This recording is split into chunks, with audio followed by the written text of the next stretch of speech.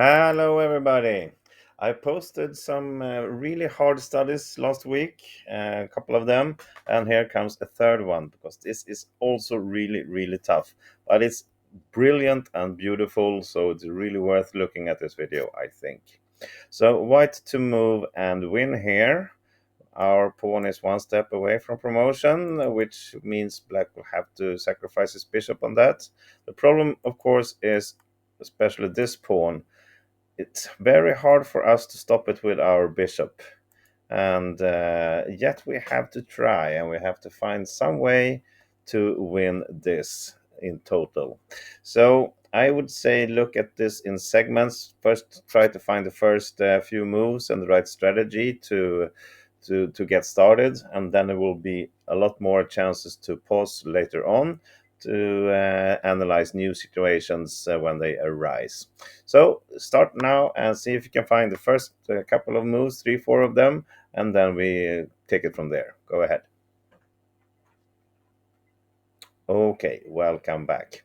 So obviously, if we start with promoting here, black will take with the bishop. We will take back, and after that he plays f3, and now we cannot stop this pawn. We will just have to go ahead with promoting both of us like this, and then black can do many things. Easiest is just to grab the bishop, and we clearly understand now that this is a draw. We got a queen each and a pawn each, and the kings are out in the open. There's no way either player is going to win this. So it's not that easy to just grab a queen right away. Instead, we have to do something else. And the key is to get the bishop into this diagonal to stop this pawn. So the correct starting move is bishop to a3. Now, if black would push his pawn, we will put our bishop here on c5.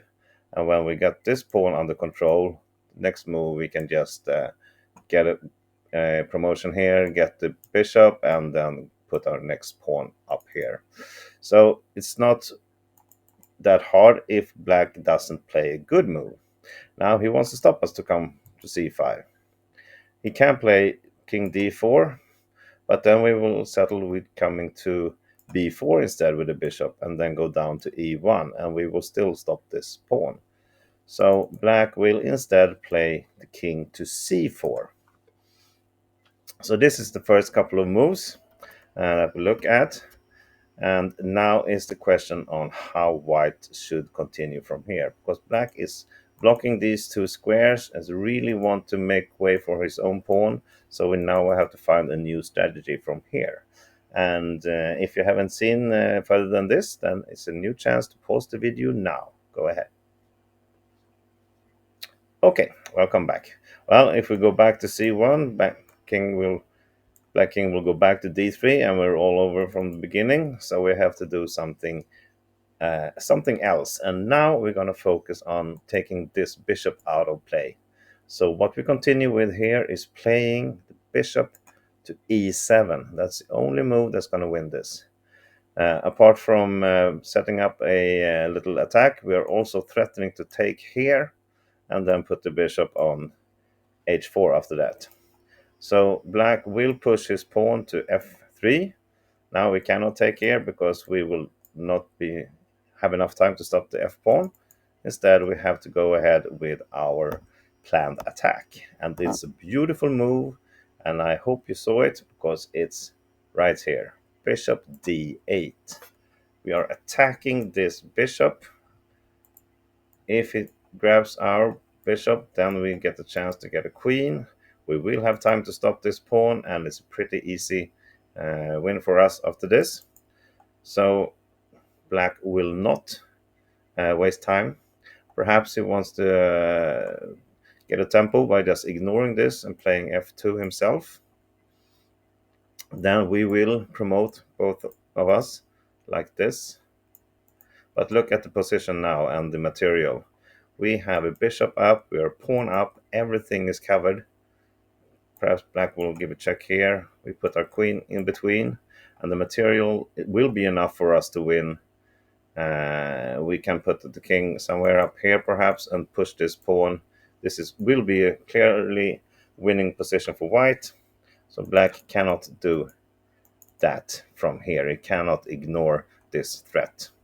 So, and he cannot take. So he wants to stay within this diagonal to be able to sacrifice his bishop on b8. And the best way to do that is, of course, to grab this pawn. Now he's still able to sacrifice here on b8. And now he has two connected pawns that are going for promotion. We still cannot grab here. It's not quick enough. f2 replayed. So from this position, we now must put our bishop on the diagonal we were looking for at the beginning. Play bishop b6, and now we're going to stop the f pawn. Problem here is now that when he grabbed this pawn, well, he got another one coming here also, so we need to stop them both. Okay, so black has in this position really two alternatives: attacking our bishop and pawn with king b5, or pushing the pawn to g4.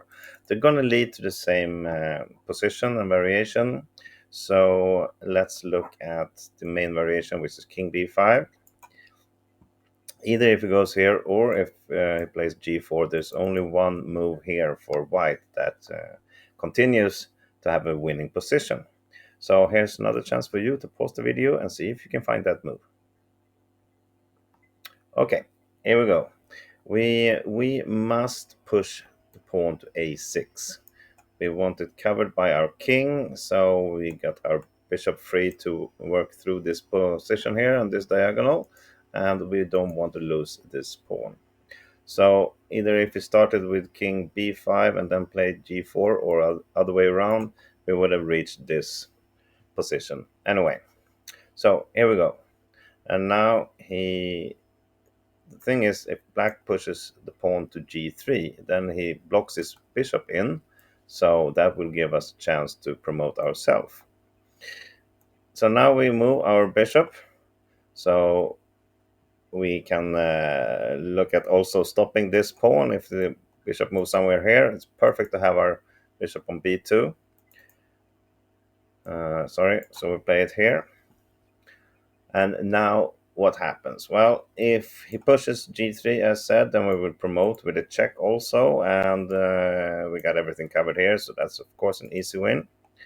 So black will move his bishop, and he will place it on c7. This is a very good position. He also has some chances to perhaps play bishop b6 check if we move our bishop later on, something like that. And now we're into the last segment of this study. Okay, so we got our bishop here covering these two pawns. Black has his king working on this pawn and the bishop working to stop here. So it seems like we got each other covered, and this is going to be a draw. But no, there is a fantastic variation from here that we have to find for white, which means we're going to win in the end. So last chance to pause the video here, I think, and see if you can find out how white wins from here. Go ahead. Okay, here we go. What we are going to do is that we're going to promote with a check. We are not going to look at this like a draw. It seems like this black will take care, of course, and if we take back, he will grab our pawn, and this is clearly a draw. But the plan is we don't want to go back. We want to move our king, ignore to take this piece, and now if the bishop moves anywhere, then we can push our own pawn, and it's unstoppable. So this is a fantastic sacrifice of the pawn. And then we got our bishop ideally placed here also. We're stopping this pawn. If black pushes here, we will simply take it. And as you see, this will be a queen for us. Yes, it will be a queen for black also, but what happens? We promote, he promotes, and we follow up with a check here, and we're going to grab this. So beautiful. But we're not done. So that's the plan. Okay, so black cannot move the bishop. He cannot move any pawns. What do we have left to move? Well, the king, of course. If he goes towards his own pawns, then we will simply grab here, and we will get a queen out of this quick enough to win everything. So the king cannot go away. It has to go to a5. Still stopping us from grabbing here, and he grabs our pawn. We have to find some tempo move to really put black in the zugzwang. And how do we do that? Well, he wants to go back and forth here, and we want to stop him from coming. But if we check here, there's no zugzwang. He's going to go back. Now we have to move, and he will do the same. So instead, from this position, we are not going to e1, but we are playing bishop h4. Still, black cannot move any of these pawns. We will simply grab it. And the same goes if he moves his bishop. So he goes back, and now we play the bishop to e1. Now he cannot move his king. If he does, we will grab his bishop. If he moves the bishop somewhere, we will move the pawn. So he will be forced to go into the variation we just looked at. At g3, we grab, he grabs, and again, it's worth showing a second time because it's so beautiful ending of this study. With a check, and we're going to grab the queen on f1. And from here, we are winning. And wow, a lot of different combinations and variations. I'm sure there are much more to explore in this study, but this is what I got for you. I didn't want to get this video 30 minutes long. So I hope you enjoyed it. Thank you for watching. Come back tomorrow for something a little bit simpler than this. All right, see you then. Bye bye.